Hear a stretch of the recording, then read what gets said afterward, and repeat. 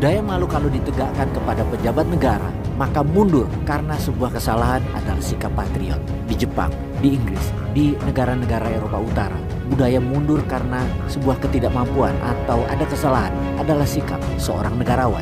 Di Indonesia, budaya malu atau mundur karena sebuah kesalahan jarang sekali terjadi. Bahkan seorang dikatakan salah korupsi pun masih bilang dia di Jepang, masih menyangkal. Padahal bukti sudah terang benderang. Dan ketika dia dicopot jabatannya, dia masih play victim. Dikatakan dia korban politik lah, dikriminalisasi lawannya lah, dan lain sebagainya. Jadi pejabat tinggi mundur sebelum waktunya. Lazimnya untuk menjaga kehormatan, harga diri adalah mulia. Kalau tidak segera mundur hingga saatnya diturunkan karena suatu keputusan adalah hal yang sangat memalukan bagi mereka yang masih punya harga diri.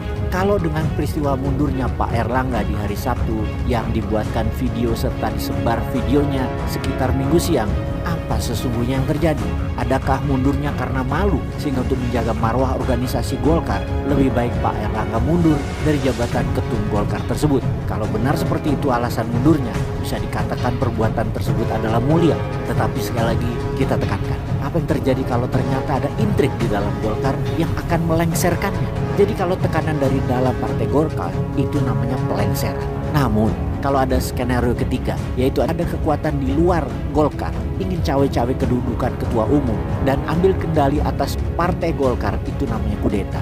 Jadi Pak Erlangga ini mundur karena malu atau karena dilengsarkan atau karena dikudeta? Atau coba kita pertajam lagi pertanyaan, apakah motif pengunduran diri Pak Erlangga itu? 1. Diintimidasi atau dipaksa mundur agar kasus-kasusnya tidak diteruskan. 2. Diminta mundur karena kasusnya tentang ekspor nikel akan dibongkar, dilokalisir karena di dalamnya ada nama Kahiyang dan Bobi. 3. Diminta mundur karena tidak mendukung skenario calon tunggal pilkada di beberapa daerah strategis khususnya untuk menghabisi PDIP.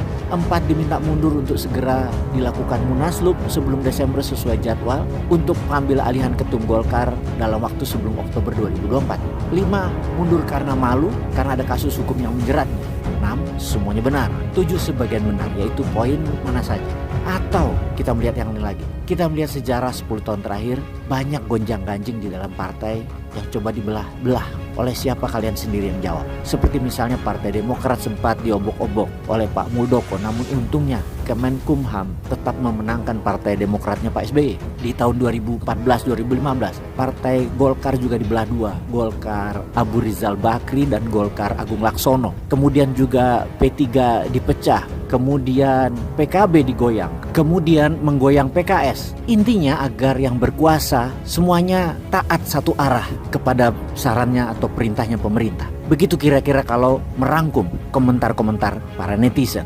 Dan kali ini sahabat, kita kembali ke pertanyaan di awal. Apakah Golkar diobok-obok kali ini biar goyah? Atau kalau pohon beringin tersebut dibikin roboh susah, ya digergaji saja di sana sini. Begitu ya. Tapi siapa pelakunya?